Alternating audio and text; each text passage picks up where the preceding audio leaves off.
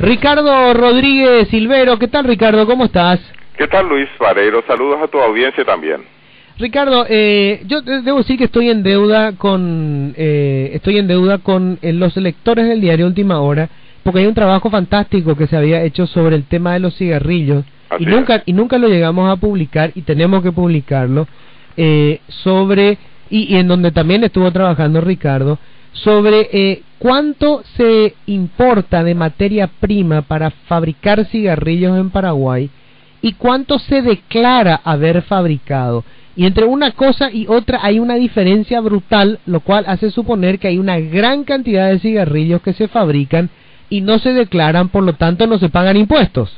Para ilustración de la audiencia, no solamente lo que se importa es importante en esto, valga la redundancia, sino también la producción local, que es gigantesca. De tabaco.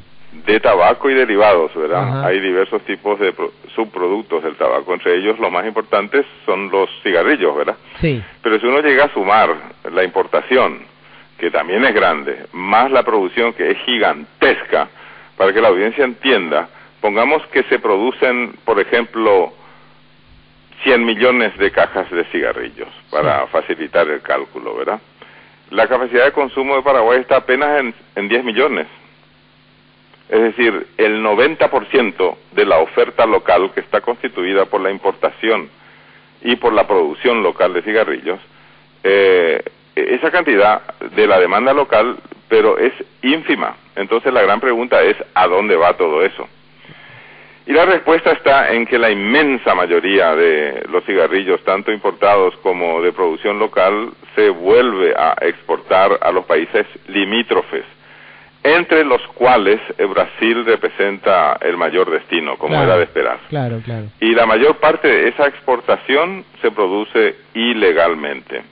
Y otro tema sumamente interesante, dicho sea de paso, ya que tocamos ese tema, Luis Vareiro, estamos diciendo siempre que la mayor parte va a los países limítrofes, pero realmente pasan por ellos también con destino lejano.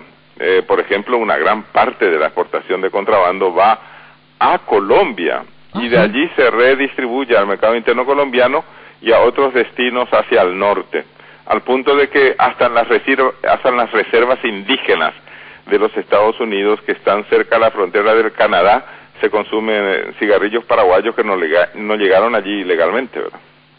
Yo te llamaba Ricardo, porque en estos días estuve conversando con el ministro de Salud, que está desesperado por el financiamiento del área de salud, ¿verdad?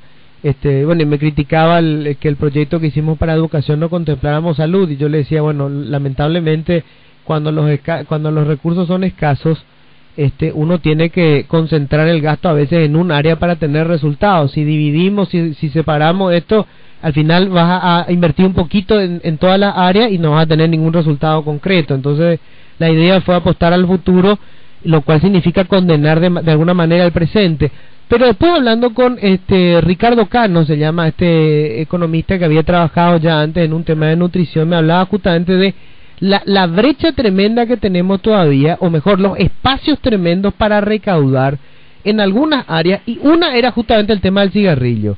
O sea, por lo que vos estás explicando, Ricardo, hay un porcentaje altísimo de impuestos que no estamos cobrando y que podemos cobrar en ese sector, y que con eso podemos financiar gastos tan necesarios como, por ejemplo, lo de salud, que encima tiene una vinculación directa. O sea, la producción de cigarrillos genera problemas de salud, gasto para el Estado. Bueno, acá es en donde deberíamos concentrarnos para poder conseguir esos fondos. Y ya hay un proyecto de ley de aumento de la tasa del impuesto selectivo al consumo al tabaco, y otro proyecto de ley que aumenta esa misma tasa del impuesto selectivo al consumo a las bebidas alcohólicas, porque ambos productos realmente son muy perjudiciales en materia de salud, en el caso del tabaco, y en el caso de las bebidas alcohólicas es el principal responsable de los innumerables accidentes de tránsito que tenemos, con consecuencias a veces fatales para las víctimas, ¿verdad?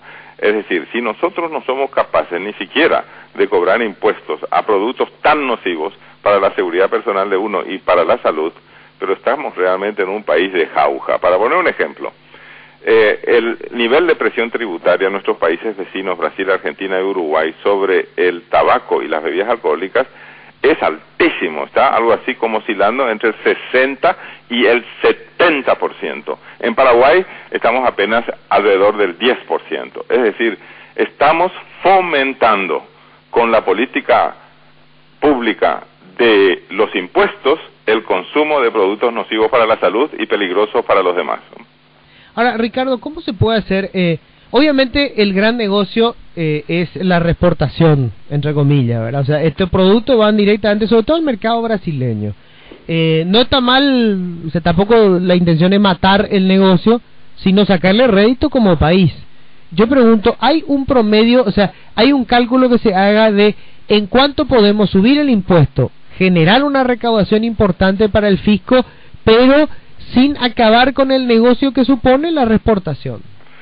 Bueno, realmente lo de reexportación es válido en el caso de las importaciones.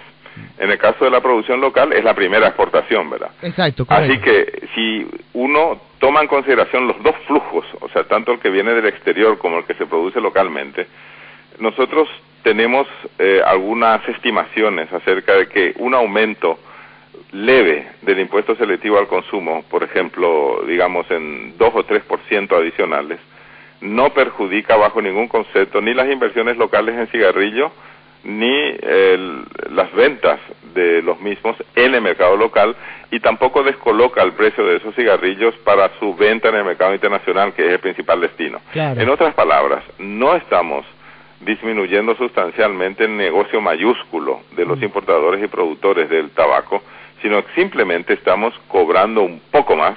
Quedaríamos todavía a una distancia sideral de la presión tributaria de los países vecinos. Igual estaríamos ya recaudando más y podríamos destinar esa recaudación, por ejemplo, al cuidado profiláctico en términos de salud de los que están ya adictos al tabaco, destinar a la salud también a los que están ya alcoholizados, pero ya en forma empedernida, y simultáneamente una parte de esa recaudación puede destinarse a objetivos tan nobles como mejorar la nutrición de nuestros niños, porque sabemos, como dice Robert Cano, que el futuro de esos infantes desnutridos es lamentable. Sí. Ricardo, ¿y hay algún cálculo de esos 2 puntos o 3 puntos? ¿Cuánto puede significar en dinero por año? Se hacen algunas estimaciones acerca de lo que podría significar un aumento del 2 o 3%. Estábamos hablando nosotros que probablemente, digo nosotros cuando digo los técnicos que están estudiando este tipo de cosas, ¿verdad? Que probablemente, con suerte, eso quiere decir si los controles funcionan, ya sabemos que no funcionan ni siquiera para cobrar debidamente los impuestos que ya existen y que son demasiado bajos para el tabaco y bebidas alcohólicas, ¿verdad? Si funcionaran relativamente bien, podríamos alcanzar una recaudación adicional de hasta $50 millones, que es mucho para este país. Sí. Pongamos que el 10% de eso se dedique a mejorar la desnutrición infantil y tendríamos a disposición $5 millones anuales, que no está mal tampoco, ¿verdad? En absoluto. Porque como hay tantos otros destinos nobles que ya se han colocado en ese proyecto de ley, las sociedades científicas del Paraguay han propuesto ya un destino múltiple para necesidades tan acuciantes, y entonces aún así le quedaría de esa recaudación al Ministerio de Hacienda el 50% de lo ingresado, vale decir $25 millones, de tal forma que el Ministerio de Hacienda pueda también poner en marcha una tecnología ya conocida y con éxito acumulado de controlar el origen y el destino de la producción de tabaco y de bebidas alcohólicas, de tal forma que no sea posible tan fácilmente trasponer las fronteras en Paraguay sin que nadie tome nota de eso, ¿no? Ricardo, mis respetos de siempre, ¿eh? Ha sido un gusto, Luis Álvarez. Ricardo Rodríguez Silvero, economista.